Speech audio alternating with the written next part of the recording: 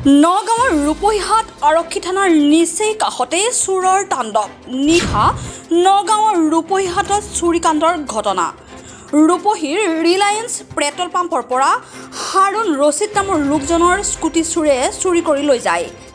হাৰুণ ৰছিদৰ চুৰি হোৱা স্কুটিখনৰ number AS09S3664। ঘটনাস্থলীত ৰূপহীহাট আৰক্ষী উপস্থিত হৈ তদন্ত আৰম্ভ কৰে। অঞ্চলটোত চোৰৰ উপদ্ৰৱ দিনক দিনে বৃদ্ধি পোৱাত ৰাইজ আতংকিত হৈ পৰিছে। মই ঘৰৰ পৰা ওলাই আহিছোঁ চাৰিআলিত, আহি পেলাই ৰিলায়েন্স তেল ডিপোটো যে আছে ৰূপহী চাৰিআলিত, এইখিনিত মই গাড়ীখন থৈছোঁ। মই এখন স্কুটি ইয়াত থৈছোঁ। তাৰ চাৰিআলিৰ সন্মুখত ইয়াত ফ্ৰুটছৰ দোকান আছে। তাত গৈ পেলাই মই ফ্ৰুটছ লৈছোঁ, ফল ফুল কিবা কিবি লৈছোঁ, লৈ পেলাই আৰু কিবা কিবি বজাৰ চজাৰ কৰিছোঁ। খুব বেছি 10 পৰা 15 মিনিট সময় লাগিছে।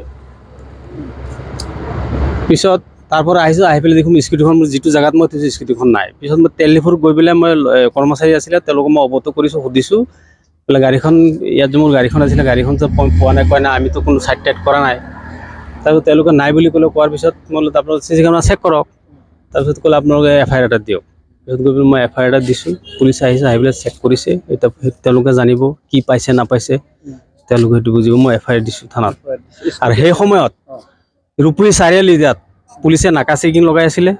ইয়াত পুলিচ আছিলে মিনিমাম কমচে কম 6জনৰ পৰা 7জন পুলিচ ইয়াত আছিলে সেই সময়ত, যেতিয়া মই গাড়ীখন থৈ গৈছোঁ। মই যেতিয়া ফ্ৰুটছ কিনিছোঁ, আহি পেলাই মই তেতিয়া চাইছোঁ, তেতিয়া পুলিচে তাত চেকিং কৰি আছে।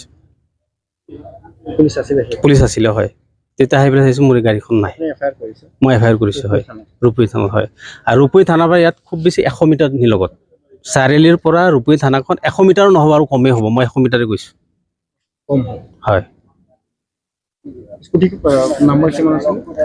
স্কুটিখন নাম্বাৰটো S09S3664। হাৰুণ ৰছিদ, হয়। নগাঁৱৰ পৰা বিভূতি বৰাৰ ৰিপৰ্ট, সুহানা লাইভ।